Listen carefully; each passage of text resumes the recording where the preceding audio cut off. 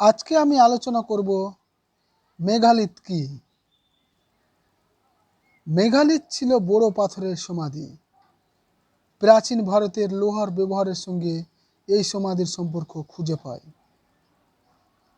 আমরা জানি বিভিন্ন অঞ্চলের জনগোষ্ঠী বড় বড় পাথর দিয়ে পরিবারের মৃত ব্যক্তিদের সমাধি চিহ্নিত করত। বড় পাথর দিয়ে চিহ্নিত এই সমাধিগুলোর নানা রকমের দেখতে পাওয়া যেত।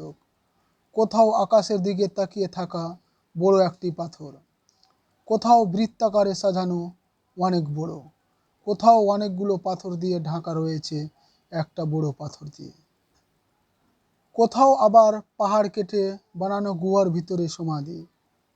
এই সমাধিগুলো থেকে মানুষের কঙ্কাল ও তাদের ব্যবহারের জিনিসপত্র পাওয়া গেছে।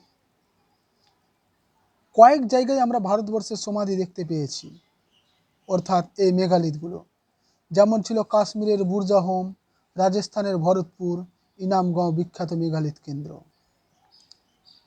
তবে এই বড় পাথরের সমাধিগুলো বেশ পাওয়া যায় দক্ষিণ ভারতে।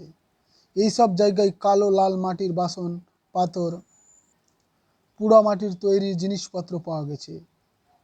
তাছাড়াও মেঘালিথের মধ্যে পাওয়া যেত লোহা, সোনা, রূপো, ব্রোঞ্জের জিনিসও, ঘোড়া ও অন্যান্য জীবজন্তুর হাড়, মাছের কাঁটা ইত্যাদি পাওয়া গেছে। তবে আমরা ওখানকার ব্যবহার করা জিনিসপত্র থেকে অনুমান করতে পারি মেঘালিথের মধ্যেও ধনী গরিবের পার্থক্য আমরা খুঁজে পাই।